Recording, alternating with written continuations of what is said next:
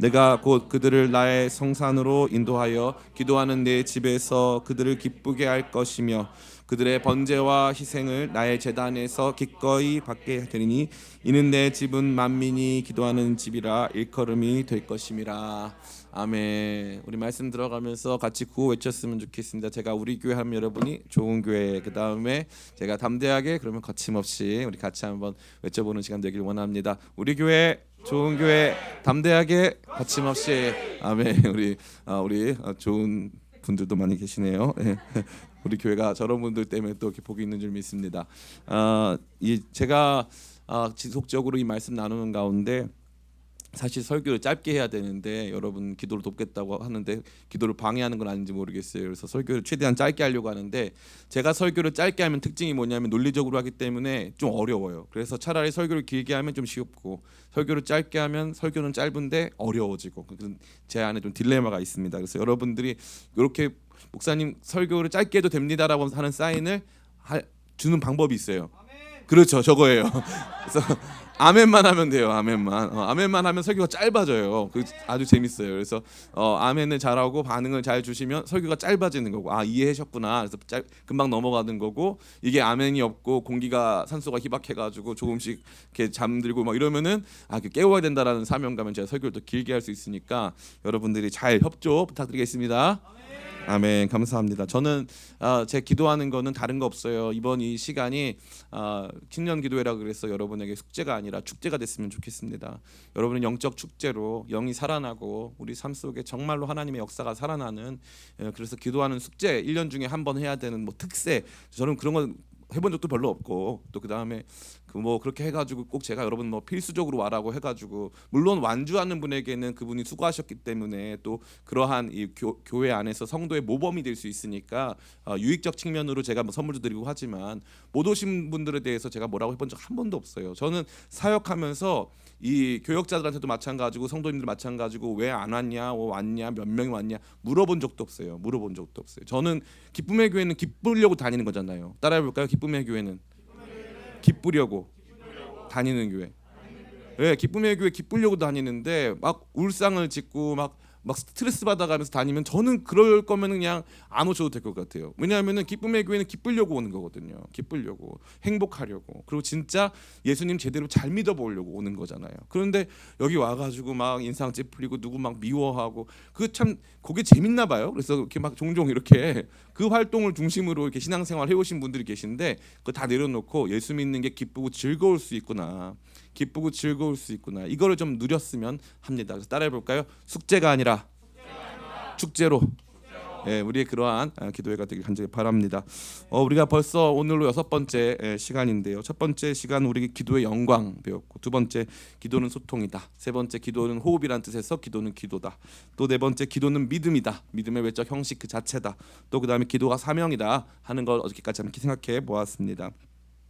제가 이렇게 하는 게 다 의미 없이 되는 게 아니고, 이게 내일까지가 기도의 의미와 가치라고 하는 대주제인 거예요. 대주제. 그래서 기도가 과연 어느 정도 수준에, 그러니까 우리가 하는 신앙 활동 중에 기도가 차지하는 비중이며 그 의미가 얼마나 중차대한가, 그걸 다시 한번 짚고 넘어가 보자 이거예요. 아마 그래서 여러분들 중에 상당수의 분들은 아마 생전 처음 들어보는 내용이 너무 많을 거예요. 생전 처음 들어보는, 신앙생활을 수십 년 했어도 기도가 이렇게 중요한 건가? 그리고 성경이, 그러니까 제 이완 목사가 강조하는 제 목회 강조점이 아니에요. 저 아시는 분들은 다 아세요. 저는 원래 기도 많이 안 합니다. 그러니까 제 목회 강조점이 기도가 아니라니까요. 그런데 제가 지난 7년간 설교, 말씀 가르침, 화요 아카데미 안 해본 게 없어요. 다 해보고 나서 내린 결론이 뭐냐? 교회는 기도할 때 역사가 일어난다.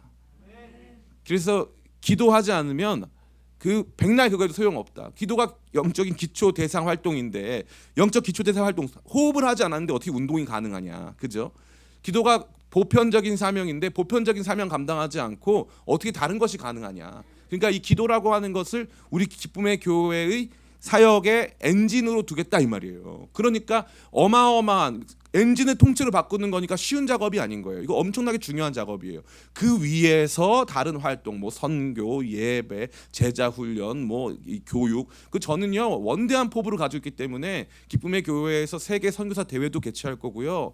기쁨의 교회에서 막 우리 뭐 아카데미도 개최할 거고 할 일이 너무너무 많아요. 그런데 기쁨의 교회가 어찌 됐건 성도들이 행복해야 될 거 아니에요. 교회에서 맨날 목사님 뭐 포럼 한다고 그러면 여러분 뭐 행복하겠어요? 목사님 무슨 오늘 또 무슨 포럼을 하시려나? 예. 그냥 뭐 아무 상관없는 거잖아요. 그런 교회가 얼마나 많습니까? 목사님은 막 정치하시고 뭐 어디 뭐 총회장님 나가시고 뭐 어디 나간다고 하는데 성도들은 관심도 없고 그잖아요. 그런 교회가 아니라 진짜 기도해봤더니 지금 목사님이 하는 말 알아듣겠고 성경 말씀 알아듣겠고 지금 우리가 하는 이 일이 얼마나 중요한 일인지 막 성령께서 주시는 감동 속에서 막 깨닫게 되고 이 손뼉이 마주쳐야 소리가 나듯이 결국 교회는 이 기도의 엔진으로 움직이기 시작한다 이 말이에요. 그러니까 이 위대한 전환을 위한 귀한 이 우리 기도회인데 이게 여러분에게 숙제가 아니라 진정한 축제가 됐으면 좋겠고 기쁨의 교회 오신 지 얼마 안 되신 분들은 좀 다소 뭐라고 할까요? 이렇게 20일이나 기도회 해. 왜 이렇게 뭔가 이렇게 목사님이 좀 이렇게 뭔가 강요하는 스타일이신가? 저는 절대 강요를 안 합니다. 왜냐하면 저 성격이 누가 저한테 강요하면 일부러라도 안 해요. 절대 안 해요. 내가 하고 싶으면 죽을 때까지 해요. 그러나 누가 나한테 조금이라도 강요의 빛을 비춘다, 그럼 저는 일부러 안 합니다. 그냥 안 해요. 안 해버려요, 그냥. 초등학교 때 제가 초등학교 4학년 때인데 그때 이제 저희 어머니 계시는데 놀라실 거예요. 4학년 때인데 집에다가는 학교를 간다고 하고 초등학교 4학년생이 100일을 학교를 안 갔어요. 이해가 되세요? 제가 그런 성격이라니까요. 안 가고 싶으면 안 가는 거예요. 저는 제 마음이 제일 중요해요. 저는 제가 그걸 하고 싶으냐 안 하고 싶으냐. 왜냐면 학교에서 너무 체벌이 심하니까 안 가고 싶더라고요. 그래가지고 학교 그 결석일수 거지는 이제 얘는 다음 학년에 못 올라간다 수준까지는 제가 학교 안 갔다니까요. 그 정도로 제가 힘들었어요. 근데 그 성격이 안 고쳐지더라고요. 유전이에요. 저희 어머니한테 받은 유전이에요. 안 고쳐져. 그래서 나는 의무로 하는 건 절대 안 합니다. 그거 의미가 있어야 되고 의무가 아니라 의미가 있어야 되고 그걸 하는 이유가 제가 설명이 안 되면 그러니까 잘 보세요 여러분. 제가 이 기도를 왜 하냐를 제가 여러분한테 가르쳐 드리는 게 아니에요. 제가 깨닫고 제가 납득되고 제가 설득되고 제가 굴복한 내용을 말씀드리는 것뿐이에요. 그때부터 변화가 일어나는 거예요. 아니 보세요. 제가 여러분한테 같이 춤추자 그랬어요. 제가 뭐 우리 누구랑 안병희 집사님 제일 만만하니까 우리 안병희 집사님이 많은 분들이 막 말씀 안 듣다고 오해하시고 안 집사 삐지게 했다 뭐 안 집사 뭐 왜 안 집사만 그러냐. 안 집사는 제 고등학교 후배입니다. 영원히 제 후배예요. 그렇기 때문에 어쩔 수가 없어요. 그러니까 안 집사 같이 제가 춤을 추자고 한단 말이에요. 안병희 집사한테 우는 건 아니죠. 눈이 상당히 지금 지쳐 보이는데 예. 춤을 춘다고 하는 거예요. 그럼 안 집사 우리 춤추자 이렇게 해가지고 이제 춤을 춘단 말이에요. 근데 전 안 추고 자 춤추자 하고 가만히 서 있어요. 그럼 춤출 수 있어요? 없어요? 없어요. 아주 재밌는 게 제가 이제 춤을 추면서 안 집사 같이 춤추자 해가지고 같이 둘이 춤을 춰요. 그리고 이제 옆에 이제 누가 같이 이창원 집사가 같이 붙어가지고 셋이 같이 춤을 춰요. 그러면 재밌는 건 뭐냐면 다른 사람들도 같이 와서 춤을 춘단 말이에요. 목사가 납득이 안 됐는데 목사가 이게 신학적으로 신앙적으로 목회적으로 이 앞에 굴복되지 않으면요 여러분한테 백날 말해도 저는 안 하는데 자기는 안 하면서 하라고 하는 사람 되는 거잖아요. 그러면 절대 변화가 없는 거예요. 절대 변화는 없습니다. 그래서 제가 지금부터 드리는 20번 많은 분들이 그래요. 목사님은 이런 거 가지고 20번씩 해. 굉장히 울고 먹는 타입이야. 그리고 목사님은 이거 가지고 그냥 뭐 머리가 좋아. 아니에요. 곰곰이 제가 지난 저의 40몇 년간의 신앙생활을 가만히 살펴보고 성경 말씀을 처음부터 다시 한번 생각해보고 신학적인 것을 다시 한번 재검토해 본 다음에 제가 납득돼서 말씀드리는 거예요. 저는 납득됐다 이 말이에요. 그러니까 이제 누구 차례다? 여러분 차례다. 우리 기쁨의 교회 차례다 이거죠. 그러니까 이게 너무너무 중요한 거예요. 그게 여러분들이 같이 누리고 같이 그 안에서 숨쉬고 그 안에서 정말로 이거구나라고 하는 이 진짜 마음의 확신을 얻을 때까지 여러분들 이 기도회를 중요하게 여겨주시고 또 함께 동참해 주시기를 축복합니다. 아멘. 그래서 내일까지가 이제 이 기도의 의미와 가치, 중요성 이런 것들 다루고요. 8일부터는 기도의 유익. 그럼 도대체 기도하면 무슨 유익이 실제적인 무슨 유익이 있느냐라고 하는 내용을 다루고 12일부터는 구체적인 기도 방법을 다뤄요. 이게 지금 우리 뭐 미디어 팀이라던가 우리 뭐 목회자분들은 다 알아요. 제가 20일까지 그 커리큘럼 다 나와 있기 때문에 다 이미 다 끝나 있는 거예요. 그래서 내일까지가 기도의 의미와 가치, 그 다음에 8일부터 11일까지가 기도의 유익, 그 다음에 12일부터 기도의 방법. 이거를 저와 여러분들이 정말 균형 있고 성경적이고 또 이 건전한 모습으로 같이 배워나가면서 같이 기도에 대해 우리가 함양하는 시간 되기를 간절히 바랍니다. 아멘. 어제 우리는 기도가 모두에게 주어진 보편적인 사명임을 깨달았어요. 공통 사명이다. 그래서 여러분들이 뭐 회사 가서 유능한 사람 되고 대학 가가지고 공부 잘하고 이게 사명이 아니라 이거는 그 뒤에 하나님께서 그 사명의 길을 인도하실지 안 하실지가 걸려 있는 것이고, 우리가 사나 죽으나 호흡이 있는 동안 우리가 심지어 육체적으로 어렵고 장애를 입었다 할지라도 우리가 어떤 상황에서라도 할 수 있는, 죽는 그 순간까지 이룰 수 있는 사명이 있는데 그게 바로 기도다. 이 보편 사명을 이루어가는 것, 그것이 하나님께서 저와 여러분에게 맡기신 중요한 일이다라는 것에 대해 어저께 함께 생각해 보았어요. 그러한 가운데 모세나 사무엘과 같은 선지자들뿐만 아니라 아브라함, 이삭, 야곱과 같은 족장들, 그러니까 이 사람들은 평범한 삶을 믿음으로 살았지만 평범한 삶을 살았던 사람들 역시 결국 기도하는 사람들이 되었다는 것이죠. 또 그 사람뿐만 아니라 누굽니까? 실존, 고난받는 인간의 실존의 대표 주자인 욥까지 하나님께서 그의 마지막 장면에 그를 기도하게 하셨다는 거죠. 욥은 기도하는 사람으로 끝나는 거예요. 그러니까 이게 하나님께서 우리 가운데 주시는 마지막 사명이구나, 최종적이고 궁극적이고 절대적인 사명이구나라고 하는 것을 우리가 알게 되었습니다. 그러니까 보편적 사명이라는 거죠. 근데 이렇게 말씀드려 놓으면은 사람은 모든 걸 뭘 좋아하냐면 특별한 걸 좋아해요. 보편보단 특별을 좋아한다는 거예요. 특별. 그래서 나한테 주어진 사명을 좋아하지 우리 모두에게 주어진 사명에 대해서는 크게 관심이 없어요. 이게 참 너무나도 안타까운 일입니다. 보편적 사명이라고 해서 이것이 여러분 개인의 사명보다 현저히 떨어지는 내용의 사명이라고 생각한다면 그건 착각입니다. 여러분에게 전혀 유익이 없거나 또 부차적이고 부수적이고 하나님 평가 기준에서 나중에 다루어질 만한 그러한 내용의 사명이 결코 아니에요. 여러분이 생각해 보십시다. 마치 여러분이 외교관이 되고 싶어요. 외교관. 그래가지고 이제 뭐 정치 외교학과 대학교도 나가고 외교관 되고 싶어가지고 이제 여러 가지 외교 업무에 대해서도 배우고 우리 외무부에서 인턴도 했어요. 근데 문제가 뭐냐면은 외교관이 되려면요, 기본적으로 영어는 다 잘해야 되고요. 그 다음에 자기가 이 특수한 자기 전공이 돼야 되는 이 전공 제2외국어가 있어요. 제2외국어. 전공 제2외국어를 못하면 외교관 될 수 있어요, 없어요? 없어요. 주로 불어, 중국어, 스페인어 이런 언어들이거든요. 나는 외교부에서 일할 수 있는 충분한 능력이 있어. 그런데 모두 외교부에서 일하려고 하는 모든 사람이 갖춰야 되는 외국어 능력이 하나도 없다. 그럼 할 수 있습니까, 없습니까? 없어요. 그래서 그 일을 하고 싶은 사람에게 보편적으로 요구되어지는 일이 바로 외국어를 배우는 일이에요. 외국어를 잘하는 일이고, 그걸 한 다음에 그 다음이 있는 거예요. 똑같아요. 예수 그리스도를 믿는 사람들에게 구원 받았잖아요. 따라해 볼까요? 나는 예수님의 보혈로 죄사함 받고 하나님 자녀 되었습니다. 아멘. 근데 여기서 끝날 거예요? 그렇게 되고 나면 천국 가야 되는데 여기서부터 천국 가는 데까지 시간이 걸려요. 그죠? 그럼 이 시간은 하나님이 네 마음대로 살아, 내가 너 구원했으니까 마음대로 살아 하는 시간일까요? 아니면 하나님이 여러분에게 하나님이 원하시는 일들을 이루시는 시간일까요? 첫 번째요, 두 번째요? 두 번째예요. 두 번째. 많은 사람들이 착각하는 거예요. 교회는 구원받으려고 오는 게 아니고요. 교회는 구원받은 사람들이 모이는 거예요. 하나님 백성이 모인단 말이에요. 목사님, 그런데 구원받지 못한 사람 못 오나요? 아니죠. 와서 구원받고요. 구원 금방 받고 하나님 백성 돼가지고 또 주님의 몸된 교회를 같이 이루면서 주님께서 우리 각자에게 시키실 일, 주님께서 우리 공동체에게 시키실 일들을 같이 만들어가고 세워가는 게 교회예요.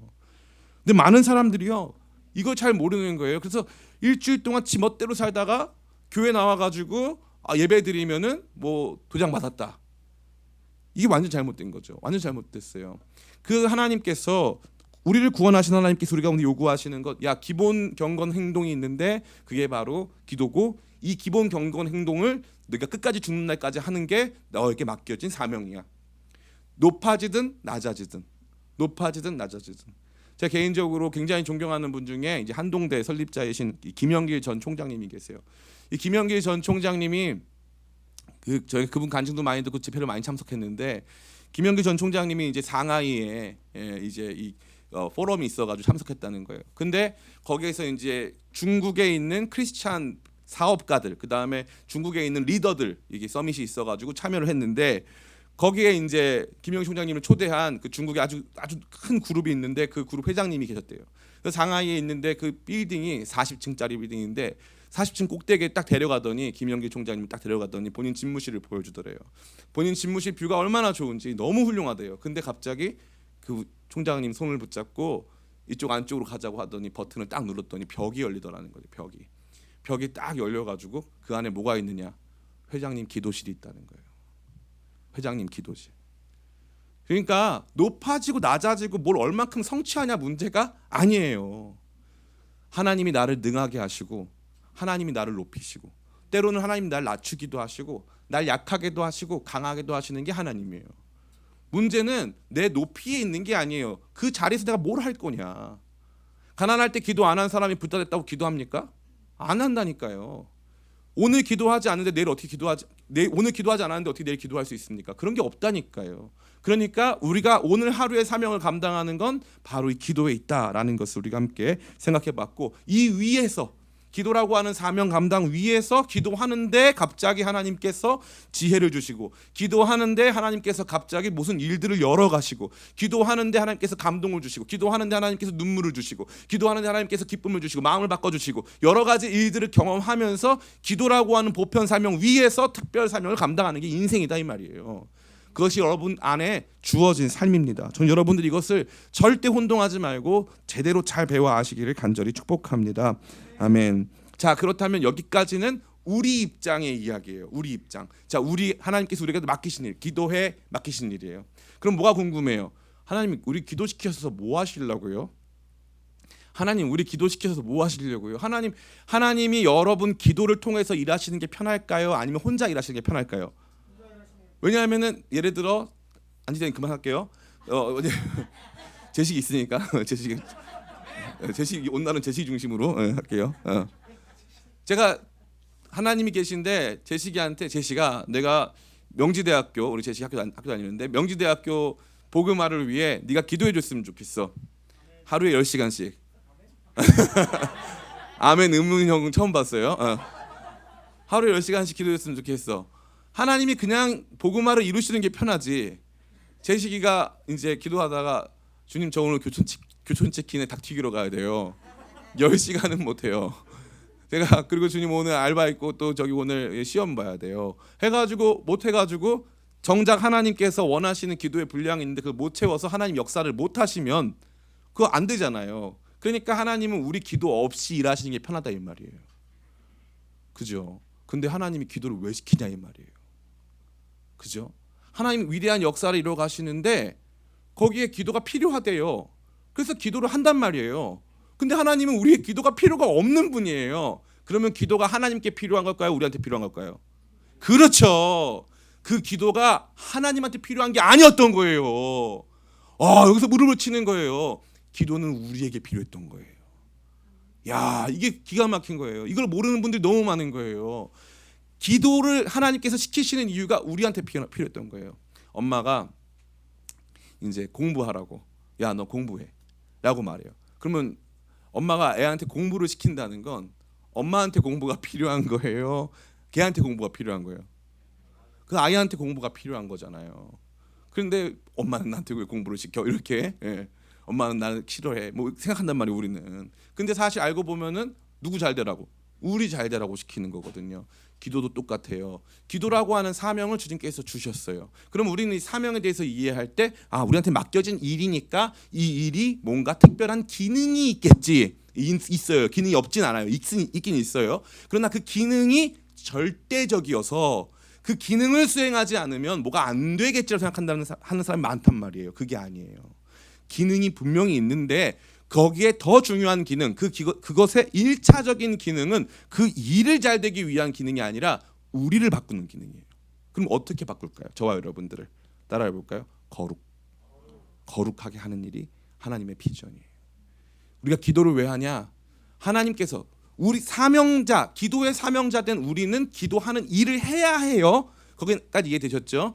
그런데 문제는 하나님 입장에서는 그 기도라는 사명을 주신, 그래서 기도를 하고 있는 우리가 결국적으로 도달하게 될 그 상태가 있단 말이에요. 다시 말해 하나님의 청사진, 하나님의 블루프린트, 하나님의 비전이 있단 말이에요. 하나님이 보고 계시는 거, 그게 있단 말이에요. 그게 바로 거룩이에요. 그 거룩. 이게 아주 중요한 것입니다.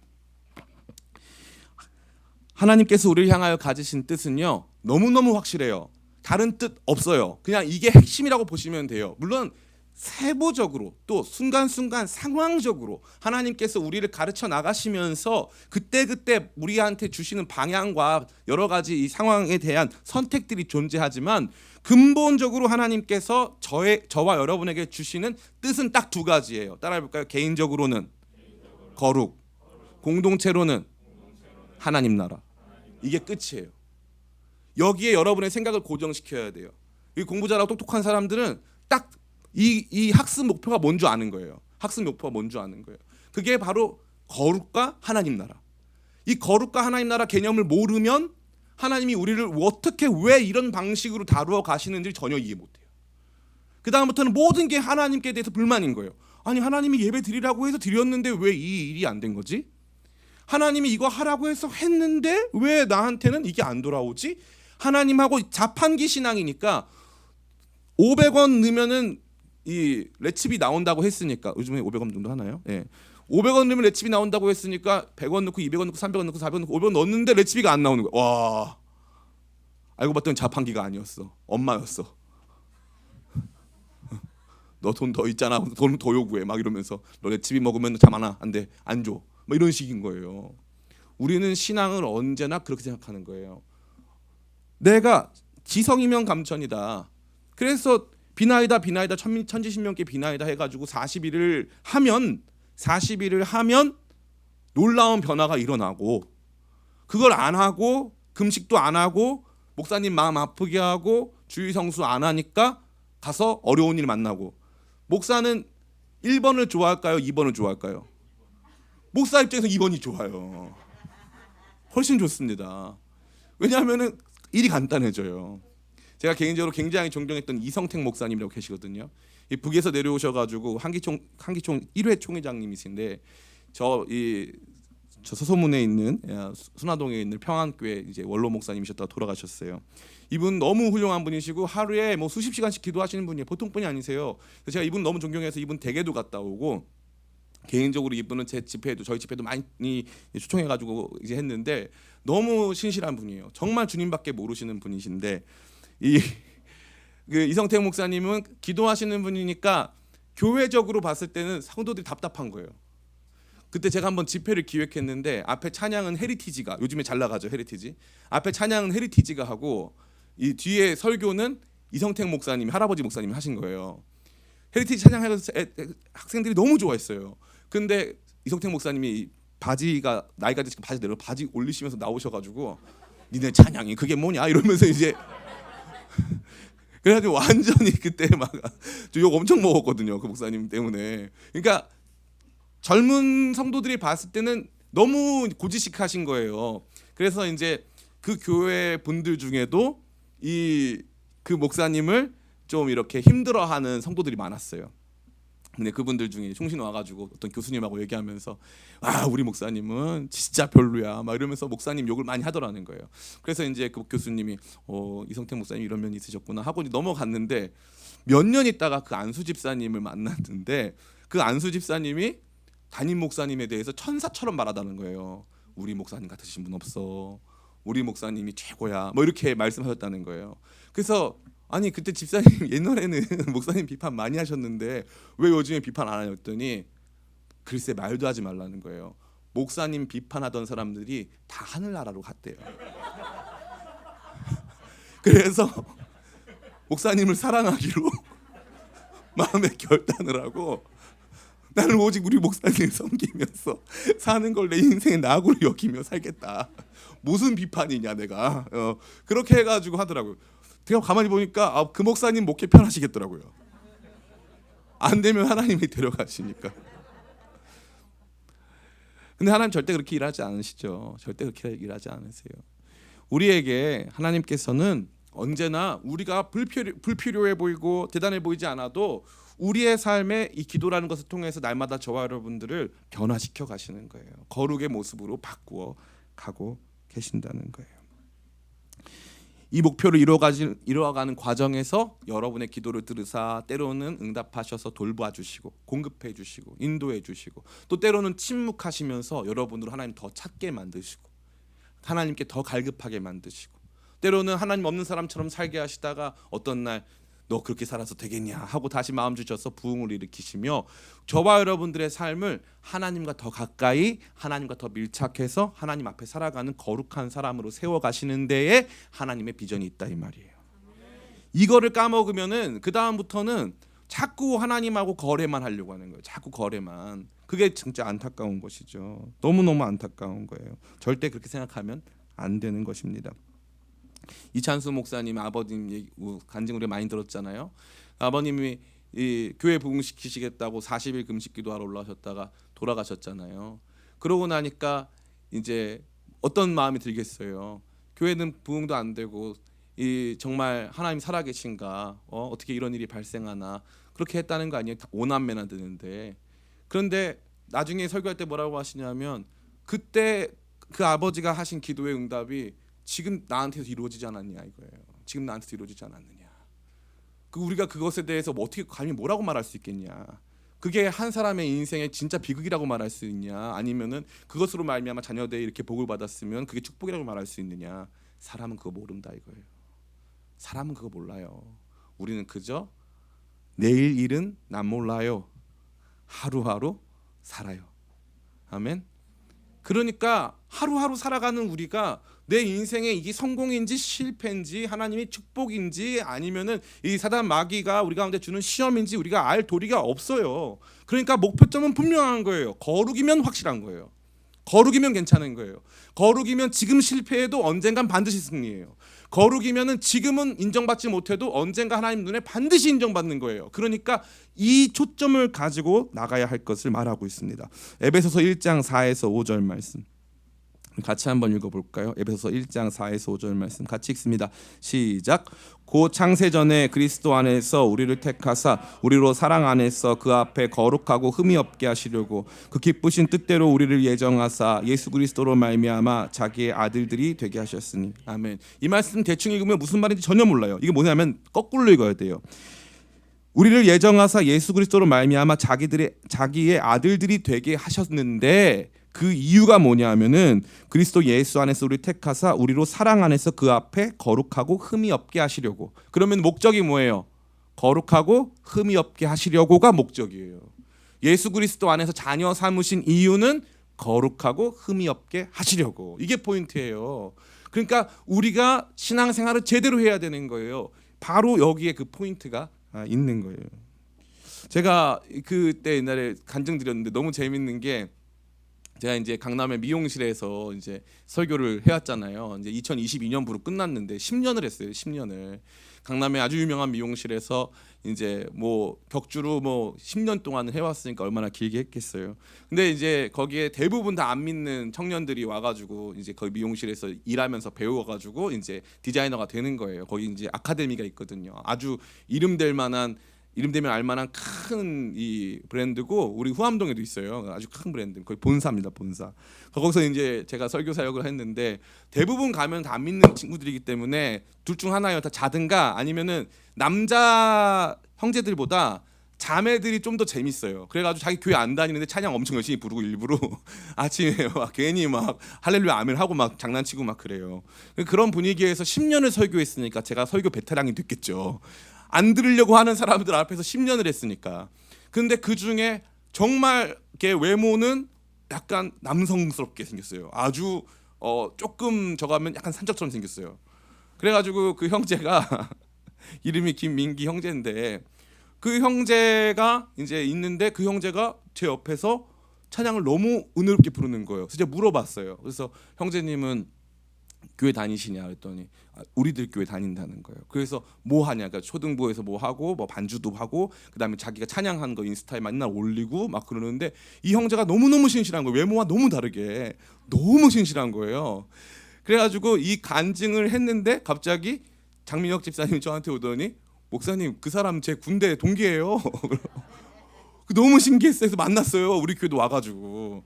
근데 그 형제가 그때 하나님의 비전은 그 자기 카카오톡 그 대문에 하나님의 비전은 성공이 아닌 거룩.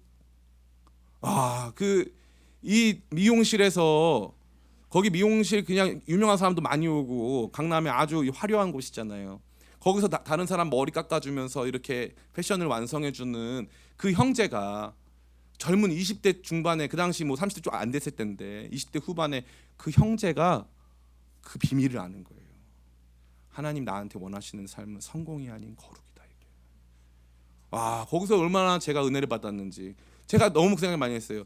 저는 기쁨의 교회 목회했지만 우리 성도들 제가 여러분 카톡 프로필을 매일 봅니다. 놀랍죠? 매일 다 봐요. 체크를 합니다. 은혜 받고 있는가 이렇게 보는 거죠. 그래서 기세 등등 뭐 담대하게 거침없이 쓴 사람이 있나 뭐 보는데 안 집사님은 그래도 안 집사님 은혜 받고 있는 게 튀르키예 이거 선교 본인이 가는 그 선교만 강조해가지고 이렇게 기도 편지 올리고 그렇게 계좌번호를 크게 적을 수가 없어요. 깜짝 야 이거 선교하라는 건지 거의 뭐 강탈을 하겠다는 건지 모르겠는데 그 제가 보는데 너무 부러운 거예요. 아니 저 교회는 성도도 많은데 젊은 청년이 이 지금 저기 지방에서 올라와가지고 돈 벌겠다고 막 눈에 혈안이 돼서 열심히 해도 모자를 파네. 이 형제가 은혜 받아가지고 아침마다 열심히 거기 굉장히 치열하고 살벌하거든요. 미용실. 그런데 거기에서 하나님 나한테 원하시는 삶은 성공이 아니라 거룩이다. 그거 딱 하는데 제가 마음이 무너지면서 맞아. 우리에게 주님께서 원하시는 삶, 우리 왜 구원하셨냐? 하나님 자녀 삼으셔서 뭐 하시려고? 거룩하고 흠이 없게 하시려고. 여러분을 향한 하나님의 궁극적 마스터 플랜은 거룩인 줄 믿습니다. 그 거룩에 대해서 깊이 고민하게 되길 축복합니다. 이 거룩이 목적이 되는 거예요. 그래서 마태복음에도 이러한 내용이 등장하죠. 마태복음 5장 48절 말씀. 우리 화면 같이 한번 읽어보겠습니다. 시작. 그러므로 하늘에 계신 너희 아버지의 온전하심과 같이 너희도 온전하라. 아멘. 이 온전하라는 영어로 perfect, 완벽하란 뜻이에요. 그럼 여러분 완벽할 수 있어요, 없어요? 없어요. 그럼 완벽은 누구에게 속한 속성이에요? 하나님께 속한 속성이에요. 완벽은 하나님께 속한 속성인데 하나님이 예수님을 통하여 저와 여러분에게 완벽할 것을 요구해요. 더 놀라운 건 뭐냐면 레위기에서는 내가 거룩하니 너희도 거룩하라라고 말씀하세요. 이 참 어려운 표현이에요. 여러분 잘 들어보세요. 이거 알아들으시면 여러분 대단한 거예요. 하나님의 비공유적 속성, 다시 말해 하나님의 전능, 하나님의 무소부재하심, 하나님의 전지하심, 하나님의 거룩하심과 같이 우리와 공유할 수 없는 것들이잖아요. 하나님이 여러분한테 한 번도 전능하라고 명령하신 적 없어요. 전지하라고 모든 거 다 알아야 된다고 명령하신 적 없어요. 여러분에게 무소부재하라고 어디든 다 가 있어라. 최영강 목사님처럼 여기도 가 있고 저기도 가 있고 그렇게 지금 최윤강 목사님 소식 때문에 온 교회가 난립니다. 지금 한정수 간사 개업 예배에 출몰했다는 소문이 있었고요. 박혜진한테 연락이 갔다. 박진희 전도사님한테는 슬램덩크 극장판 이 시사회 티켓을 받아갔다. 등등의 교회를 떠난 지가 언젠데 아직까지 질척거리는 모습을 보여주고 있어요. 빨리 돌아와. 이럴 바엔 빨리 돌아와라. 이럴 받아준다. 돌아와라. 받아준다. 이런 마음이 많이 드는데 하나님 한 번도 저와 여러분에게 전능할 것을, 전지할 것을, 무소부재할 것을 명령하신 적이 없어요.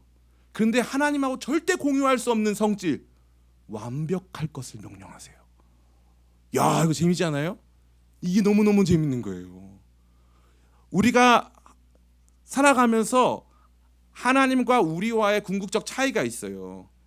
크리에이터, 크리에이션, 디스팅션이라고 하는 건데 창조자이신 하나님과 피조물인 우리의 궁극적 차이가 있단 말이에요. 그분은 모든 걸 다 아시니까 선악과를 먹어서는 안 되는 이유가 선악에 대한 판단이 그분에게 있는 거예요.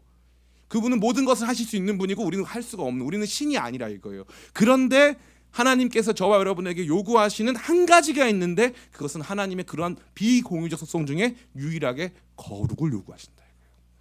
그건 뭐냐 하면은 따라해 볼까요? 하나님과의 닮음.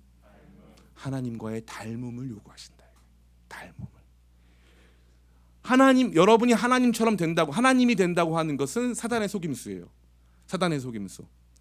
예. 이 유발 하라리라고 하는 사람이 쓴 호모 데우스라는 책, 제가 그 유발 하라리 책 다 정독했어요. 그 책은 별로 읽어야 될 가치가 없어요. 그 사람 책은 처음부터 끝까지 다 볼만한 가치가 거의 없습니다. 미래학자인데 뭐 대단한 미래학자도 아니고 그냥 정리를 잘했을 뿐이에요. 근데 그 사람이 호모 데우스라고 하는 책에서 쓴 내용이 뭐냐 하면 인간은 결국 신이 될 것이다라는 거예요.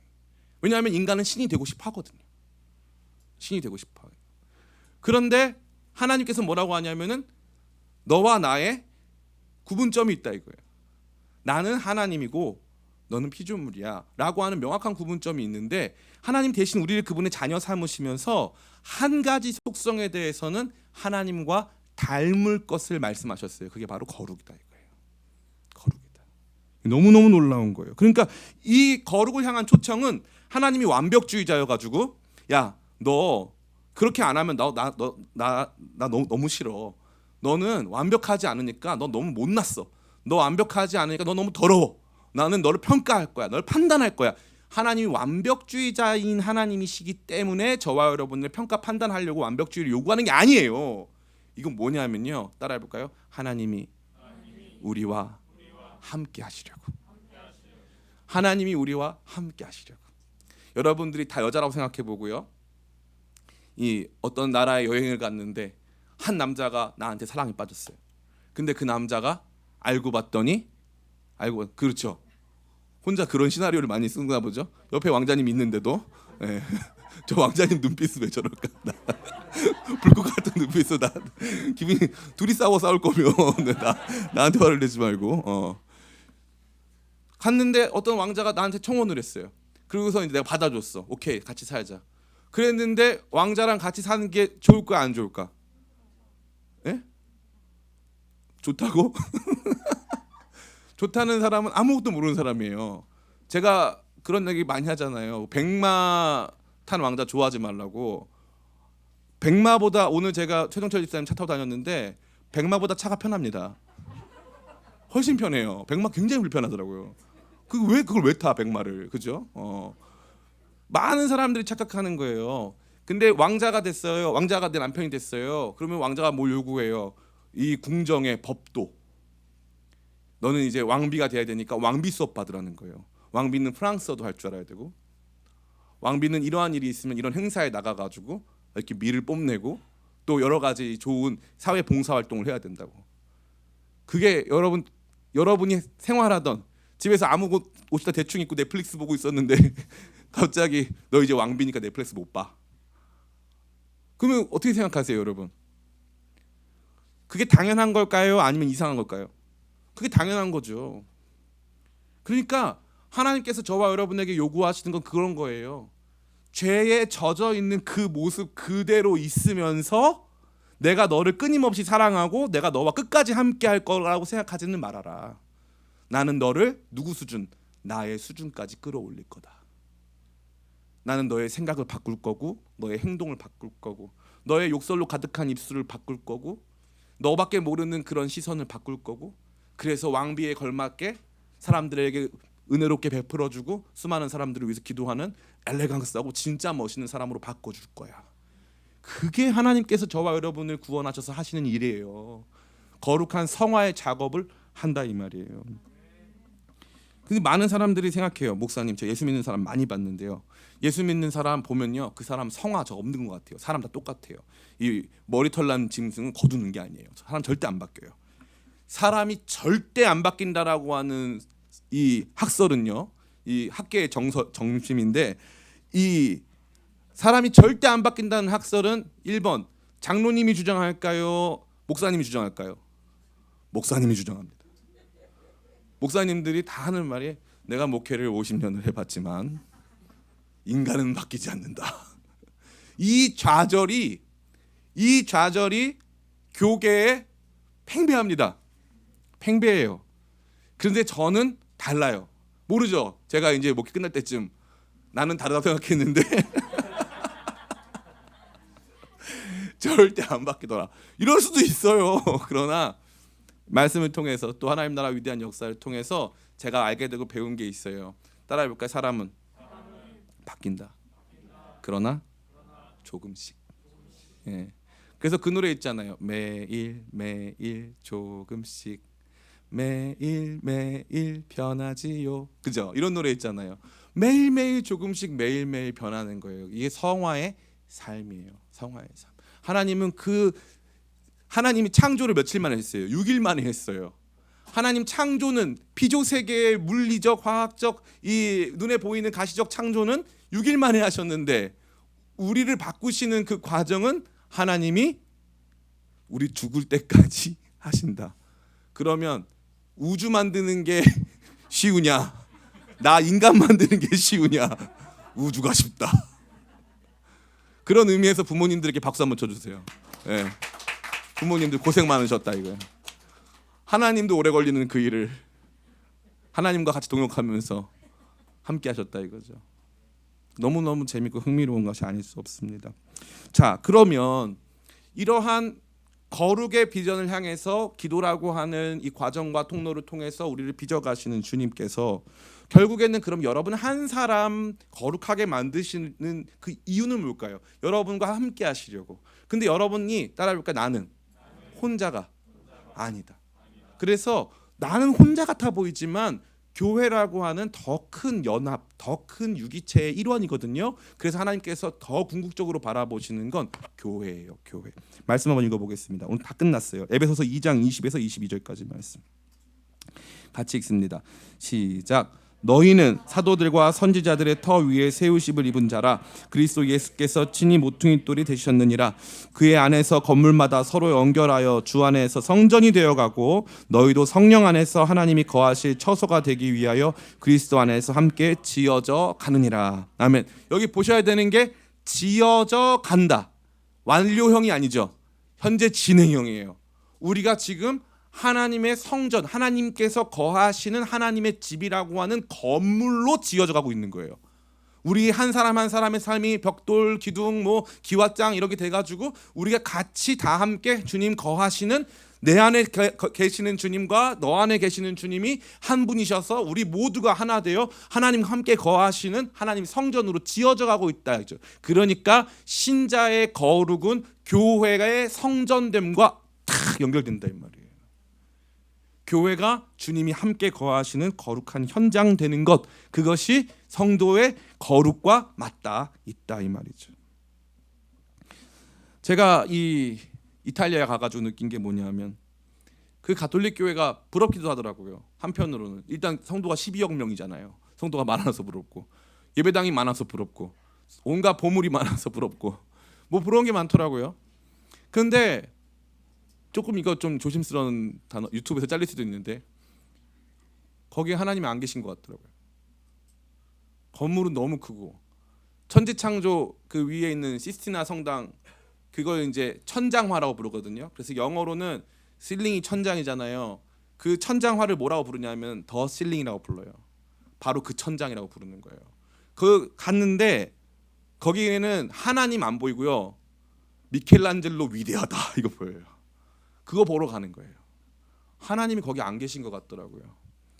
성도의 거룩으로 성전 삼지 않으면 하나님 거하지 않으십니다. 성도가 성령 안에서 거룩하게 빚어져서 하나 되어서 주님 거하시는 처소 만드는 거예요. 그게 이 베드로 성당보다 더 크고 더 웅장하고 바티칸보다 더 아름답고 더 멋진 것이에요. 제가 그것을 경험했어요.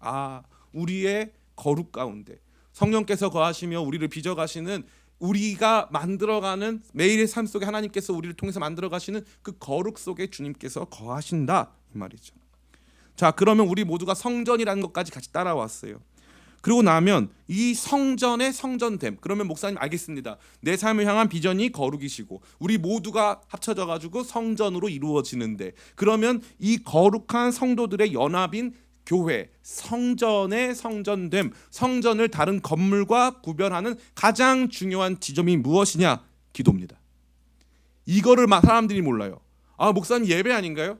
아, 목사님 하나님 거하시는 그 하나님의 임재 아닌가요? 맞는데 그 안에서 이루어지는 가장 구별된 행동, 그 안에서 특권적으로 행할 수 있는 가장 중심적인 행동이 뭐냐? 바로 기도예요. 열왕기상 8장 41에서 45절까지 말씀 같이 한번 읽어보겠습니다. 열왕기상 8장 41, 45 같이 읽습니다. 또 시작. 또 주의 백성 이스라엘에 속하지 아니한 자 곧 주의 이름을 위하여 먼 지방에서 온 이방인이라도 그들이 주의 크신 이름과 주의 능한 손과 주의 펴신 팔의 소문을 듣고 와서 이 성전을 향하여 기도하거든 주는 계신 곳 하늘에서 들으시고 이방인이 주께 부르짖는 대로 이루사 땅의 만민이 주의 이름을 알고 주의 백성 이스라엘처럼 경외하게 하시오며 또 내가 건축한 이 성전을 주의 이름으로 일컫는 줄을 알게 하옵소서. 주의 백성이 그들의 적국과 더불어 싸우고자 하여 주께서 보내신 길로 나아갈 때에 그들이 주께서 택하신 성읍과 내가 주의 이름을 위하여 건축한 성전이 있는 쪽을 향하여 여호와께 기도하거든 주는 하늘에서 그들의 기도와 간구를 들으시고 그들의 일을 돌아보옵소서. 아멘. 성전을 향하여 기도하면 성전은 뭐 하는 곳이다? 기도하는 곳이다. 성전은 기도하는 곳이다. 이게 언제 나온 기도냐면 성전 다 짓고 성전 봉헌식 하면서 우리가 이런 일을 당해서 성전 안에서 기도하면 성전을 향하여 기도하면 하나님 들어주세요. 이 기도하면 들어주세요. 기도하면 이렇게 해주세요 패턴으로 솔로몬이 성전을 봉헌하면서 하나님께 계속 기도합니다. 그러니까 성전은 기도하는 곳이에요. 성전의 가장 중심성은 기도하는 곳에 있다. 그러고 나서 오늘 말씀, 오늘 본문 끝났어요. 오늘 본문 같이 한번 읽어보겠습니다. 같이 한번 읽어보겠습니다. 시작. 내가 곧 그들을 나의 성산으로 인도하여 기도하는 내 집에서 그들을 기쁘게 할 것이며 그들의 번제와 희생을 나의 제단에서 기꺼이 받게 되리니 이는 내 집은 만민이 기도하는 집이라 일컬음이 될 것입니다. 아멘. 이게 결론이에요. 이사야서는 제5복음서라고 하고요. 이사야서는 하나님 나라의 완성에 대해서 말해주고 있어요. 하나님 나라의 완성 중에 뭐 많은 것들이 있지만 사막에 샘이 넘쳐 흐리리라 그런 내용도 이사야서에 등장하고 그때의 이 이리와 이 어린 양이 뛰놀고 독사굴에 손 넣어도 물지 않고 이게 다 이 거룩한 주님의 성산의 비전, 주님의 이 시온의 비전이 이사야에 나와 있는데 그 안에서 이 7절 보면은 내가 곧 그들을 나의 성산은 뭐예요? 거룩한 산이란 뜻이에요. 나의 거룩한 산으로 인도하고 기도하는 내 집에서 성산, 거룩한 산에 기도하는 집이 있다. 거룩과 기도, 거룩과 성전이 만나고 있는 거예요. 그래서 마지막 표현이 뭐예요? 이는 내 집은 만민이 기도하는 집이라 일컬음이 될 것이라. 성전은 곧 기도하는 집. 끝. 피리오드. 끝이에요. 끝. 성전 곧 기도하는 집. 그러면 눈에 보이는 성전도 기도하는 집이 돼야겠지만 눈에 보이지 않는 거룩한 성도들의 삶이 벽돌되고 기둥되고 기와장되고 해서 한데 모아진 우리의 전체적인 매일의 삶이 기도하는 집이 되어가는 것, 기도하는 주님의 처소가 되어가는 것이 주님께서 저와 여러분에게 꿈꾸시고 원하시는, 그러니까 기도하는 내가 주님의 꿈이에요.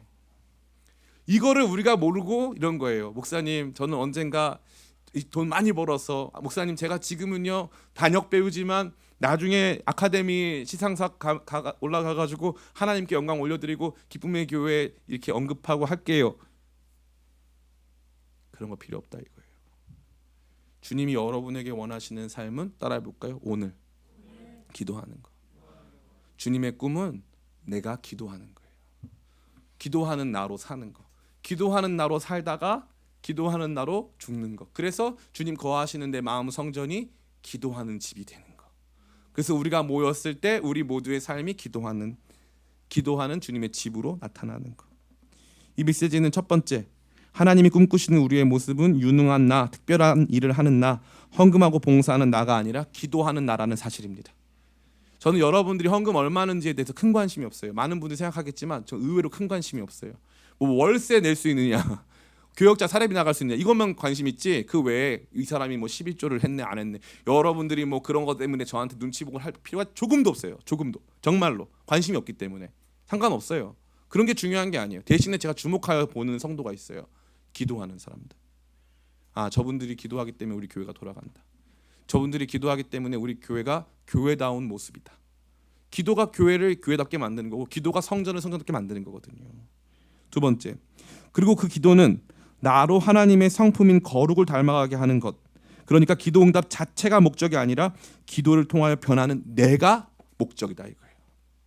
그러니까 기도 응답은 주어질 수도 있고 물론 기도 응답 다 주어집니다. 그러나 거기가 여러분의 생각의 최종적 지점이 아니에요. 기도하는 내가 제일 중요한 거예요. 기도하는 나. 하나님의 비전도 거기에 있고 우리에게 있어서 우리 삶의 목적도 거기에 있는 거예요. 마지막, 성전된 교회, 즉 거룩을 추구하는 성도들의 연합의 가장 두드러진 특징이 기도하는 것이고 기도하는 교회가 참 성전이고 하나님께서 원하시는 교회의 모습임을 우리는 다시 한번 이 말씀을 통해서 분명하게 보게 되는 거예요. 그럼 기쁨의 교회 어떤 교회 돼야 되겠습니까? 감사합니다. 우리 다 우등생 성도 서로를 향해서 감사의 박수. 예. 설교 끝나서 박수 치는 거 아니시죠? 네. 교회는 기도하는 교회여야 하는 거예요. 이게 선택사항이 아니고 교회가 다른 곳과 차별성을 갖고 진짜 하나님께서 일하시는 이 곳으로 우리가 우리 자신에 대해서 인정하기 위해서는 반드시 교회는 기도하는 곳이 돼야 하는 거예요.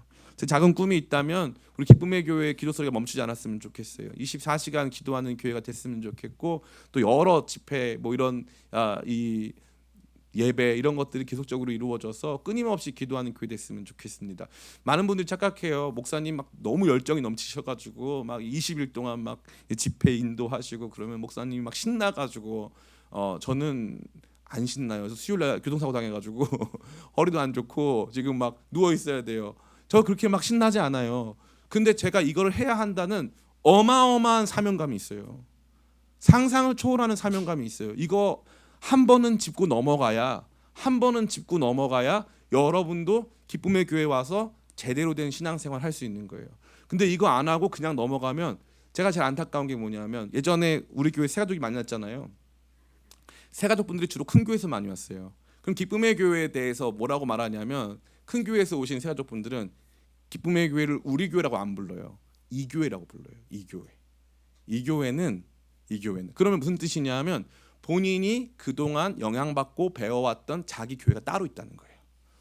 그 교회가 따로 있고 이 교회는 다른 교회인 거예요. 그런데 한번 본인이 여기서 열심히 해볼까 말까 고민하는 거예요. 사람은 다 그럴 수 있고 그런 과정이 다 있어요. 괜찮아요. 그게 문제가 아니라 이 교회가 우리 교회가 되는 과정에서 그냥 이 교회가 우리 교회가 되는 과정에서 나랑 친한 사람이 많아지고 목사님 설교가 좀 들려오고 뭔가 좀 이 교회가 나은 것 같아서 이 교회를 선택하는 게 아니라 시간이 가면 갈수록 내가 이 교회에서 하는 이 말이 하나님 말씀으로 들려오고 진짜 이 말씀이 맞구나. 그래서 이 비전이 우리 교회의 비전이고 이 교회가 우리 교회가 되는 그 변화가 있다는 거예요. 그게 있을 때에 비로소 여러분들이 기쁨의 교회 나와서 신앙생활하는 게 행복한 것이지 안 그러면요. 여러분은 제가 안타까운 말씀 하나 드리자면 어떤 목사님 저한테 그래요. 성도들은 쥐잡듯 잡아야 좋아해. 저는 그 말이 그렇게 싫어요. 첫 번째, 제가 쥐를 별로 안 좋아해요. 세스코 부르고 싶어. 그럼 되잖아요. 왜 내가 잡아 그걸 쥐를? 두 번째, 아까 말씀드렸죠. 저는 누가 강요하면 어릴 때부터 나랑 생각이 틀리다. 내가 누구한테 강요를 받는다. 난 안 하고 싶은데 하라고 압박을 한다. 바로 저는 그냥 다시는 안 봐요. 그 사람은 다시는 안 봐요. 그렇기 때문에 저는 철저하게 제가 납득이 되고 설득이 되면요. 그 사람이 뭐든지 할 수 있어요. 그러나 저한테 괜히 말도 안 되는 걸 강요한다. 저는 절대 그런 건 뭐 신경도 안 써요. 사회적인 시선도 신경 안 써요. 그럴 때는 무서운 사람이에요. 그 정도 마음이 없으면 개척도 안 해요. 진짜 이게 옳다고 하나님께서 말씀하시면 저는 무조건 해요. 그러나 그거에 대해서 뭐 말도 안 되는 거 갖다 들밀고 가지고 뭐 이렇게 저렇게 해라. 택도 없습니다. 택도 없어요. 저는 그게 마음에 안 들었어요. 성도들은 하나님 자녀들인데 뭘 쥐잡듯 잡아. 당신을 쥐잡듯 잡으면 당신이 좋아하겠냐는 거죠. 근데 무서운 게 뭔지 아세요? 성도들은 진짜 쥐잡듯 잡으면 좋아해요. 이게 무서운 거예요. 큰 교회의 성장 비결은 쥐잡듯 잡아서예요. 진짜예요. 처음엔 다 욕해요 목사님을. 재미있는 게 뭐냐면 목사님 욕을 하면서 서로 친해져요. 그래서 공통의 공공의 적이 있고 우리는 어쩔 수 없이 저 사람의 말씀을 듣고는 있지만 우리는 하나다. 그래서 서로 만나면 그렇게 끌어안고 집사님 이러면서 목사님이 오늘 나 표적 설교한 것 같아. 그러면 아니야 집사님, 나한테 한 거야 이러면서 막 그러고 자기들끼리 그렇게 은혜를 받아요. 기쁨의 교회 나온 여러분, 이요한 목사가 여러분에게 원하는 거 없어요. 진짜 없어요. 여러분에 대한 평가 없어요. 저는 이렇게 매일 집회하는 걸 근본적으로 싫어해요. 오해하지 마세요. 근본적으로 싫어해요. 제가 제일 좋아하는 활동이 뭐냐면 혼자. 제가 좋아하는 기도원 있잖아요. 알죠? 저쪽에 강원도 거기 가가지고 응답굴 가가지고 내 맘에 주여 소망되소서. 제가 제일 좋아하는 활동이에요. 이것만 하면 돼요. 저는 이것만 하면 은혜 받고 이것만 하면 책도 쓸 수 있어요. 그런데 하나님께서 강력하게 저한테 시키시니까 하는 거고 여러분 괴롭힐 마음이 1도 없어요.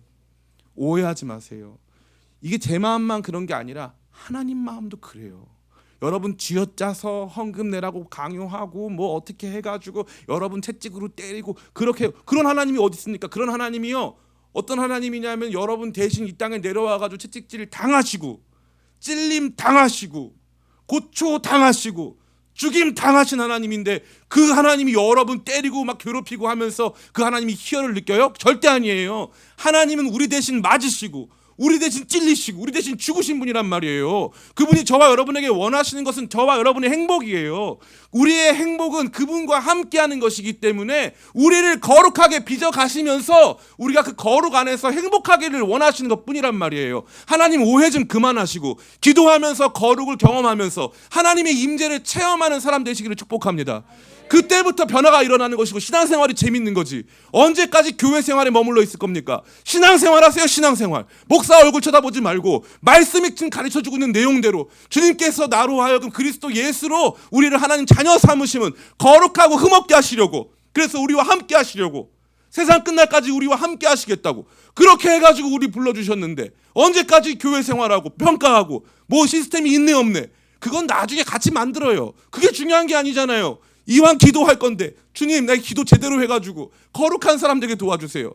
거룩을 경험해가지고 주의 임재를 경험하는 사람으로 바꿔주세요. 우리 교회가 그렇게 기도하는 교회 돼가지고 하나님의 함께 하심을 체험하게 해주세요. 이게 우리의 기도가 되기를 축복합니다.